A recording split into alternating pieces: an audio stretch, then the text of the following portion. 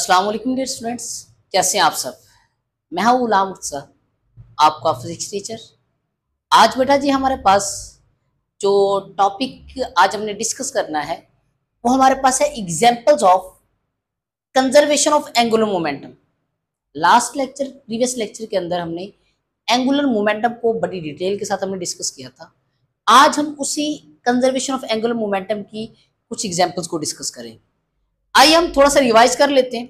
Law of conservation angular momentum के अंदर हमें क्या बताया जाता है। हमें law of conservation of angular momentum के अंदर हमें बताया जाता है कि total angular momentum is equal to constant, के जो हमारे एंगुलर मोमेंटम है वो हमारे पास चेंज नहीं होता।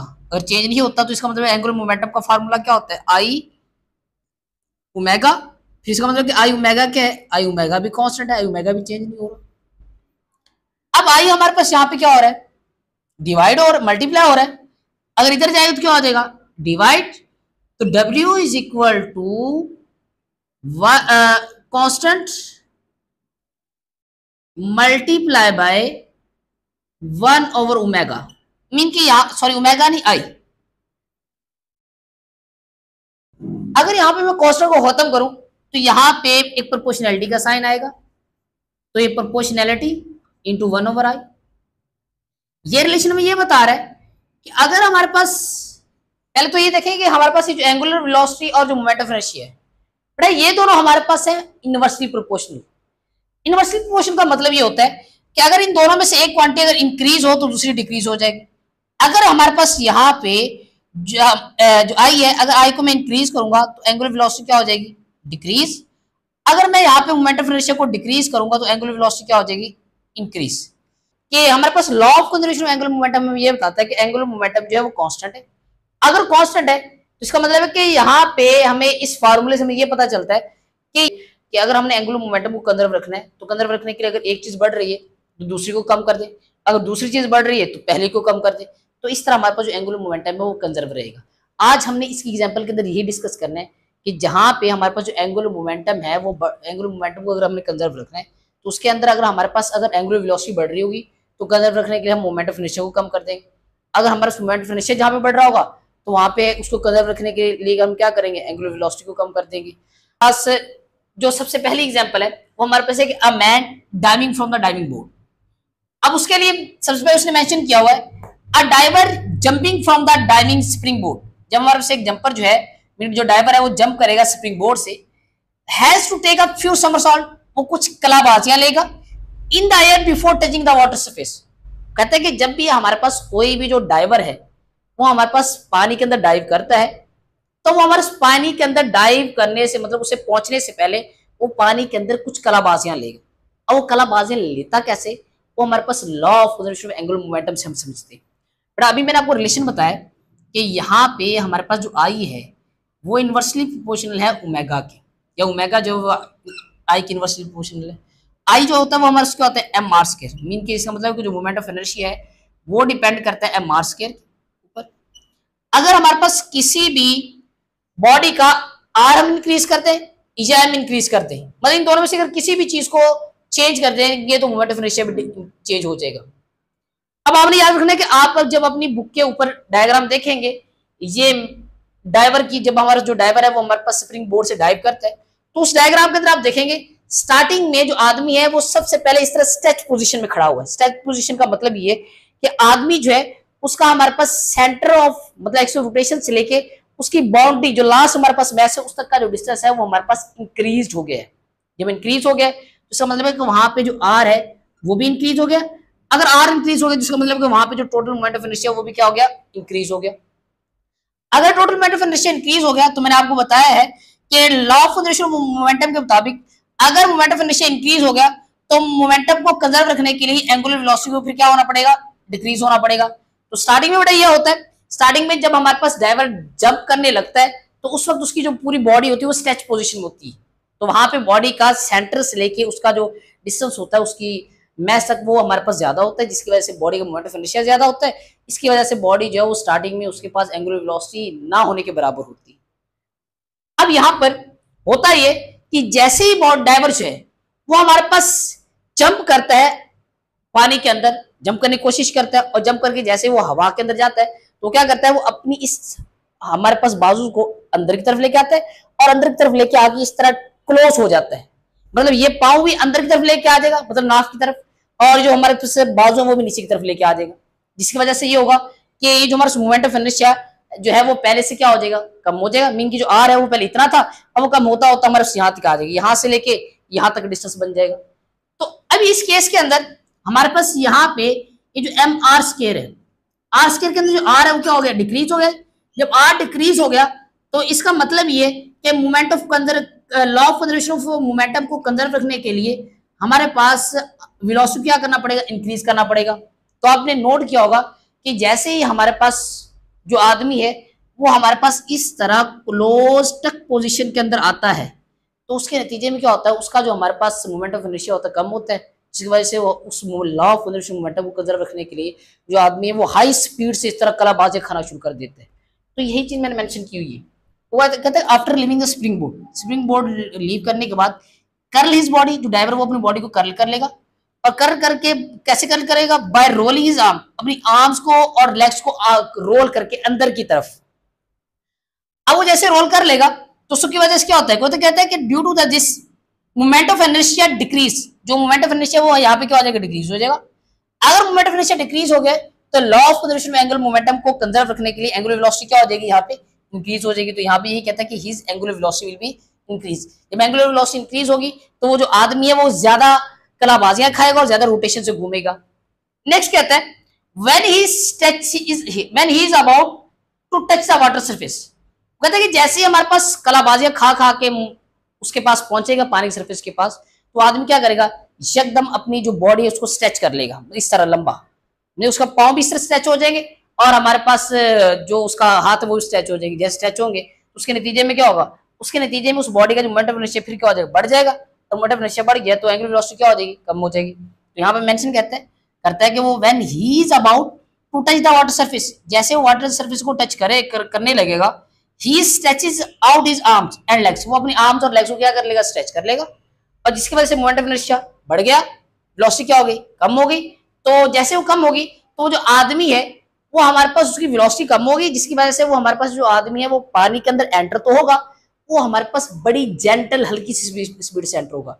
अगर वो अपने आर्म्स को अपनी बॉडी को स्ट्रेच नहीं करता तो फिर वो हमारे हाई स्पीड से जाके एंटर होगा, जैसे एंटर होगा तो हो सकता है कि वो जो हमारे पानी है वो उसको अच्छा खासा हर्ट कर दे। यहाँ पे लिखा हुआ है कि he enters the water surface, water के अंदर एंटर होगा विद जेंटल स्पीड, क्योंकि जेंटल स्पीड का मतलब हल्की स्पीड से, और स्मूथ उसके अंदर डाइव कर जाएगा। बट ये इसकी पहली एग्जांपल थी। इसके बाद हमारे साथ है spinning of ice skater. Ice skater का मतलब कि वो जो हमारा स्केटिंग करते हैं, और स्केटिंग करते हुए जो हमारे पास जो डांसर होते हैं वो डांस करते हैं, उसके अंदर होता है ये, वहां पर भी हमारे पास लॉ ऑफ कंजर्वेशन ऑफ जो एंगुलर मोमेंटम है वो हमारे से एप्लीकेबल होते हैं।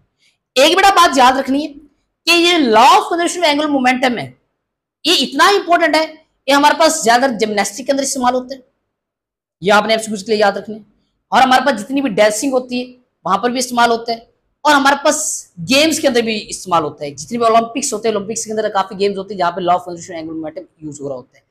और यहाँ पे मैंने लिखा स्पिनिंग ऑफ आइस स्केटर, तो यहाँ पे उसने मेंशन किया कि ice skater can increase his angular speed by folding his arm and bringing his stretch legs together. वो कहता है कि जो आइस स्केटर होता है जब वो घूम रहा होता है तो जैसे वो घूमते हुए अपनी आर्म्स और लेग्स उन दोनों को क्लोज करता है। कैसे क्लोज करता है, वो कहता है कि जैसे ही लेट्स सपोज पहले वो उसकी जो आर्म थी वो इस तरह स्ट्रेच थी, वो इसको क्या करता है, इसको क्लोज करके इस तरह ले जाता है और अपने पाँव को इस तरह क्या कर लेते हैं, स्ट्रेच कर लेते हैं। जैसे स्ट्रेच करेगा तो उसके नतीजे में लेट्स सपोज पहले उसकी जो आर्म थी वो इस तरह फोल्डिंग फॉर्म मतलब मीन के स्ट्रेच फॉर्म में थी, तो उस वक्त हमारे पास सेंटर से लेके उसकी बाउंड्री तक का जो डिस्टेंस है जो आर है वो ज्यादा है। जब आर ज्यादा है तो मोमेंट ऑफ इनर्शिया क्या होगा, ज्यादा होगा, और अगर मोमेंट ऑफ इनर्शिया ज्यादा होगा तो वो जो आदमी है जो हमारा स्कैटर है वो हमारे पास बिल्कुल स्लो स्पीड से घूमेगा।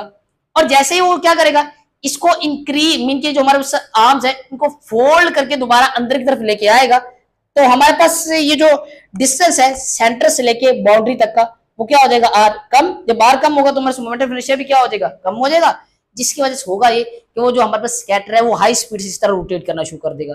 यहाँ पर मैंने यही मेंशन किया हुआ है कि आइस स्कैटर जो इंक्रीज करेगा अपनी एंगुलर स्पीड, कब इंक्रीज करेगा, जब वो अपनी आर्म्स को फोल्ड करेगा और अपनी जो लेग्स जो है उसको भी क्या कर लेगा, क्लोज कर लेगा, तो वहां पे मोमेंट ऑफ इनर्शिया कम, और एंगुलर वेलोसिटी क्या हो जाएगी, बढ़ जाएगी। अब नेक्स्ट कहते हैं कि when he stretches his arms, पहले इस तरह क्लोज फॉर्म में था तो उसका जो सेंटर से लेके यहां तक जो डिस्टेंस था जो कम था। अब जैसे वो इस आर्म्स को इस तरह स्ट्रेच करेगा तो स्ट्रेच करने के साथ ये जो सेंटर से लेके वहां तक का जो डिस्टेंस है आर बढ़ जाएगा। जब आर बढ़ेगा तो मोमेंट ऑफ इनर्शिया भी क्या हो जाएगा, बढ़ जाएगा। जब मोमेंट ऑफ इनर्शिया बढ़ेगा तो law of conservation angular momentum को कंजर्व रखने के लिए एंगुलर वेलोसिटी क्या हो जाएगी, कम हो जाएगी, जिसकी वजह से वो जो आदमी है वो बड़ी आराम से हल्का हल्का क्या करेगा, रोटेट करेगा। तो यहाँ पे कहते हैं कि when he stretches his hands and legs, वो जब अपने हैंड्स और लेग्स को स्ट्रेच करेगा और किस तरफ स्ट्रेच करना है आपने, आउटवर्ड, बाहर की तरफ, द मोमेंट ऑफ इनर्शिया जो है वो इंक्रीज हो जाएगा और एंगुलर वेलोसिटी हमारे पास क्या हो जाएगी, डिक्रीज हो जाएगी।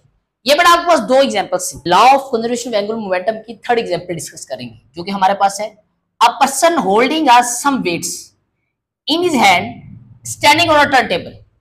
एक पर्सन है जो कि टर्न टेबल के ऊपर खड़ा है और उसके दोनों हाथ के अंदर उसने होल्ड किए हुए हैं एक हैवी मैस या हैवी वेट्स होल्ड किए हुए हैं। हम इस तरह एग्जांपल ले सकते हैं कि वो जो आदमी है उसने अपने दोनों हाथों के अंदर डंबेल पकड़े हुए और वो जो टर्न टेबल के ऊपर खड़ा है, अगर टर्न टेबल के ऊपर खड़ा है तो इसका मतलब वो रोटेट कर सकता है। तो याद रखिएगा पहले पॉइंट के अंदर हमें क्या बताता है, पहले हम इसे रीड कर लेते हैं। कहते हैं a person standing on a turn table, जैसे पर्सन टर्न टेबल के ऊपर खड़ा होता है with a heavy message in his hand, heavy message के साथ stretched out a hand both side. कहते हैं कि एक आदमी ने अपने दोनों हाथों के अंदर हैवी मैसेज पकड़ के अपने दोनों हाथों को इस तरह स्ट्रेच आउट किया।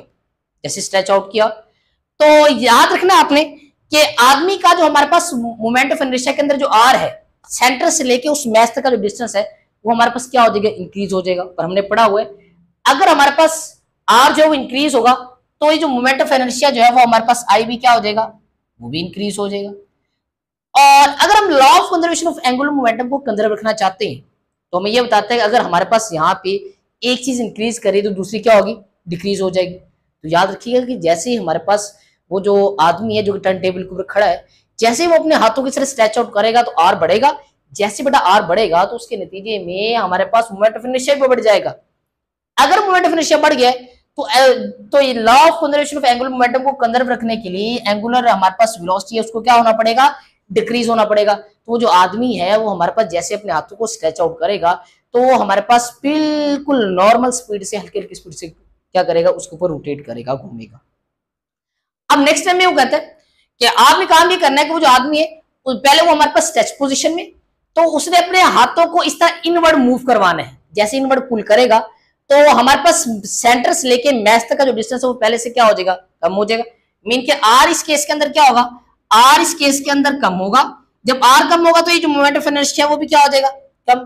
अगर मोमेंट ऑफ इनर्शिया कम हो गया तो इसका मतलब है कि law of conservation of angular momentum को कंजर्व रखने के लिए अगर आई कम हुआ है तो डब्ल्यू को क्या होना पड़ेगा, बढ़ना पड़ेगा। तो इस केस के अंदर हमारे पास यहाँ पे अगर आई कम हो गया तो एंगुलर वेलोसिटी क्या हो जाएगी, बढ़ जाएगी। तो इसका मतलब है कि जब आदमी हमारे पास इनवर्ड अपने हाथों को खींचेगा, पुल करेगा, तो जो आदमी है वो हाई एंगुलर वेलोसिटी से घूमना शुरू कर देगा। तो यहाँ पे angular law of conservation of angular momentum क्या हो जाता है, हमारे पास अप्लाई हो जाता है, वेरीफाई हो जाता है। तो यहाँ पे लिखा हुआ है मैंने कि as he pulls his hand, जैसे वो अपने हैंड्स को पुल करेगा किस तरफ, inward, his angular velocity at a once increase, उसकी जो एंगुलर वेलोसिटी वो हमारे पास क्या हो जाएगी, इंक्रीज हो जाएगी।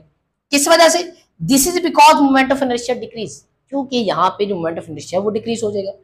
बेटा उम्मीद करता हूँ कि आपको जो तीनों एग्जांपल्स हैं वो law of conservation of angular momentum की अच्छी तरह समझ आ गई होंगी, क्लियर हो गई होंगी।